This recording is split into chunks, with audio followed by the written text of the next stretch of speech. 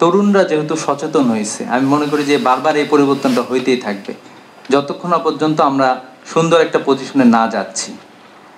এই জায়গা থেকে আমাদের শিক্ষার সবচেয়ে বড় পরিবর্তনটা আসলে দরকার ছিল, কিন্তু আমরা দেখলাম যে অনেকগুলো ইনস্টিটিউশনাল রিফর্ম হলো, কিন্তু আসলে শিক্ষা সংস্কার আমরা আসলে দেখতে পাই নাই।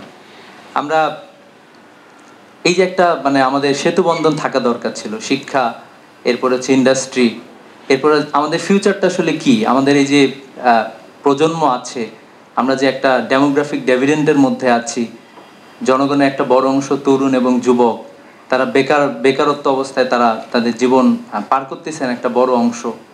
তো এই জায়গা থেকে আমরা মানে ফিউচারটা দেখা দরকার আমাদের, যে আগামীটা আসলে কোথায় যাচ্ছে এবং সে আলোকে আমাদের ইন্ডাস্ট্রি তৈরি হচ্ছে কিনা, বা আমাদের ম্যান পাওয়ারকে আমরা কোন জায়গাগুলোতে কাজে লাগাবো।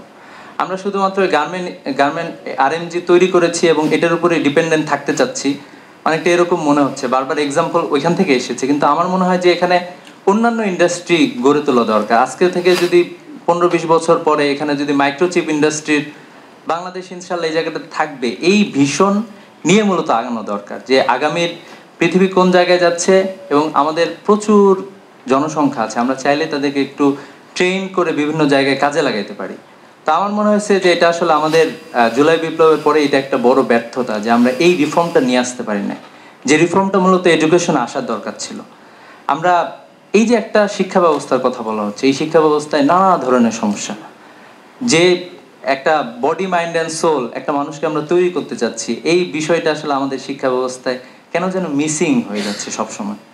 আমরা একটা মানুষ পাচ্ছি না, যাদেরকে পাচ্ছি তারা আসলে ওই জায়গাগুলোতেই বারবার আটকে যাচ্ছে।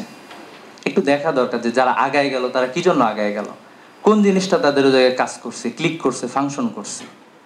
এই জায়গাটা শিক্ষা সংস্কারটাকে আমি বিশেষভাবে মানে এটা করার জন্য আমি বিশেষভাবে এটা হচ্ছে মেনশন করতে চাই। এবং আমার মনে হয় যে শিক্ষা নিয়ে একটা পুরোপুরি শ্বেতপত্র প্রকাশ করা দরকার ছিল, কোথায় কোথায় সমস্যা আছে, কি কি সমস্যা আছে, কোনো রাগঢাক ছাড়াই কোন কোন জায়গায় ফাংশন আমাদের লস হচ্ছে। তো এটা খুব ভালোভাবে নিয়ে আসা দরকার ছিল। এরপরে হচ্ছে যে আমাদের শিক্ষা সংস্কার কমিশন, যেটা দরকার ছিল, অনেকগুলো কমিশন হইলো, কিন্তু শিক্ষা সংস্কার কমিশনটা হয় না। আমাদের তরুণদেরকে আমরা কোন জায়গাটা দিয়ে আমরা সামনে নিয়ে আসবো, যে তরুণরা বিপ্লবটা করলো, নেতৃত্বে তরুণরা ছিল, অন্যান্য সকল শ্রেণী পেশার মানুষ তরুণদের সাথে নেমে আসছিল, তাদের জন্য যে জায়গাটা আসলে আমরা তৈরি করতে পারি না। সংস্কার হলো অনেক কিছু, কিন্তু হলো এই শিক্ষা সংস্কারটা আসলে আমরা পাই না। তো এই জন্য এইটা হলো যে আমাদের একটা বিশেষ দাবি, আমাদের শিক্ষাক্রম প্রণয়ন হওয়া দরকার ছিল। একটা এই শিক্ষাক্রম যেটা প্রস্তুত করা হয়েছিল, আমরা দেখলাম যে ভাবছিলাম যে একটা বড় পরিবর্তন হয়েছে 24-এর বিপ্লবে, দেখলাম যে ওই জিনিসগুলোই রয়ে গিয়েছে, যেটা নিয়ে আমরা 2 বছর আগে কথা বলেছি, আমাদের গার্ডিয়ানরা কথা বলছে। শিক্ষার যে একটা পরিবর্তন দরকার, পাঠ্য পুস্তক যে পরিমার্জন দরকার এবং শিক্ষাক্রমের যে পরিবর্তনটা দরকার, এই পরিবর্তনের জায়গাটাতে আমরা দেখলাম যে বিগত সময়ে কিছু পরিবর্তন তারা নিয়ে এসেছিল। স্কিল তো শিখায় নাই, নানাবিধ বিষয়গুলো এখানে নিয়ে এসেছিল। তো এই জন্য এই পরিবর্তনটা আমাদের দরকার। এরপরে হচ্ছে যে আমাদের মূল্যায়ন পদ্ধতির সংস্কারটা আসলে প্রয়োজন। আমাদের হচ্ছে নিয়োগ কমিশন দরকার শিক্ষার এই জায়গাটাতে, কারণ হচ্ছে আমাদের দেশের অধিকাংশ মানুষ আসলে শিক্ষার সাথে জড়িত। আপনি গ্রামে গঞ্জে যাবেন, স্কুল কলেজ অথবা মাদ্রাসা অথবা অন্য এই জায়গাগুলোতে তারা জড়িত।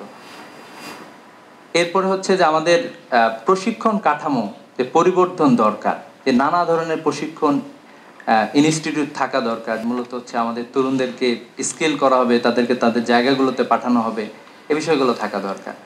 এরপরে আমরা এখনো দেখতে পাচ্ছি যে বিগত বছরে যেটা ছিল, যে আমাদের বারবার দাবি ছিল যা বরাদ্দ হয় এর মধ্যে একটা বড় অংশ ব্যয় হয় হলো ইনফ্রাস্ট্রাকচার নির্মাণে, এবং এর বাইরে যে গবেষণায় বরাদ্দ দরকার, এরপর অন্যান্য জায়গাগুলোতে বরাদ্দ দরকার, এই বিষয়গুলো আসলে এখানে আসে না। তা আমরা দেখলাম যে এবছরও শিক্ষা খাতে বরাদ্দ আরো কমে গিয়েছে, এবং হচ্ছে শিক্ষার সাথে আর একটা জুড়ে দিয়েছে যে শিক্ষা এবং হচ্ছে আইসিটি একসাথে। তো একটা বড় অংশ আসলে আমরা বিগত রেজিমে আমরা দেখেছি যে এটা ব্যয় হয়ে হচ্ছে প্রধানমন্ত্রী কার্যালয়ের মাধ্যমে, এবং দুর্নীতির অন্যতম একটা বড় জায়গা হচ্ছে এটা। তো এভাবে মূলত আমরা আগায় যাচ্ছি। এরপরে যদি আমরা বলি যে শিক্ষা ব্যবস্থার কথা, আমরা মানে মাদ্রাসা শিক্ষা ব্যবস্থা তো একটা বড় লিগেসি। একটা সময় তো আমাদের দেশের শিক্ষা ব্যবস্থা ছিল আসলে ওই মক্তবগুলো অথবা পাঠশালাগুলো অথবা ওই মাদ্রাসাগুলো। ব্রিটিশ আমলে তারা হচ্ছে রেজিস্ট্যান্স, অলরেডি তাদের কিছু অ্যাক্টিভিটিস আছে, আমাদের একজন স্যার এখানে মেনশন করে গিয়েছেন। অলরেডি তারা কিছু জায়গায়, তারা ল্যাঙ্গুয়েজের জায়গায় বেশ কয়েকটা ল্যাঙ্গুয়েজ তারা ভালোভাবে শিখতেছেন। ওই জায়গায় যদি তাদেরকে একটু স্কিল পারতাম আমরা, তাহলে তো নিশ্চয়ই অনেক ভালো হতো।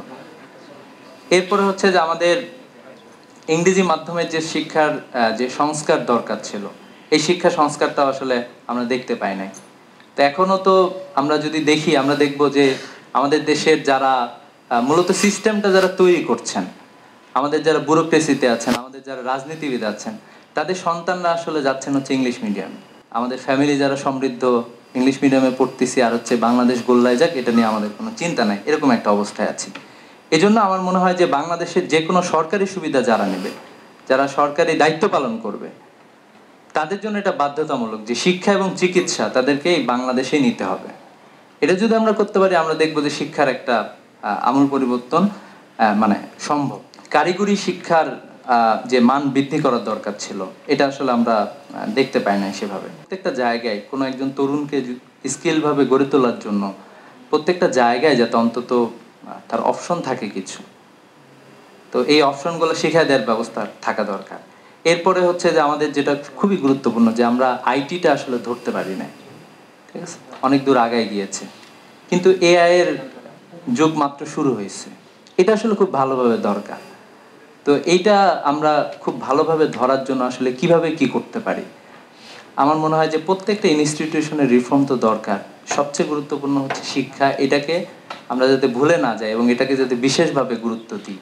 তো আমাদের রাষ্ট্রে আসলে আমরা অনেক ক্ষেত্রে এটাও আমরা ব্যর্থ হয়েছি। বাংলাদেশের প্রচুর লোক তো আছে বিভিন্ন জায়গায়, তাদেরকে যদি আমরা একটু কাজে লাগাতে পারি, আমাদের ফিউচারটা কি সে আলোকে যদি আমরা একটু তৈরি করতে পারি, আমার মনে হয় যে এটা আমাদের জন্য অন্যতম একটা গুরুত্বপূর্ণ জায়গা। অনেক কিছু পরিবর্তন হয়েছে, অনেক কিছু পরিবর্তন হয় নাই। তো আমরা এটা বিশ্বাস করি যে পরিবর্তন হবে ইনশাল্লাহ, জাস্ট শুরু হয়েছে। তো এই পরিবর্তন হোক, আমাদের প্রত্যাশিত পরিবর্তন হোক, আবারও আমরা একই রকমের স্বৈরাচারীর বৃত্তে আবদ্ধ না হয়ে যায়, আবারও স্বৈরাচার আমাদের মাথার উপরে চেপে না বসুক, এ প্রত্যাশা রাখছি। এবং যে পরিবর্তন শুরু হয়েছে, এই পরিবর্তন ইনশাল্লাহ আমরা দেখবো তরুণরা সবাই মিলে। আমরা আগামীর বাংলাদেশে আমরা এটাই মূলত চাই। আসসালামু আলাইকুম।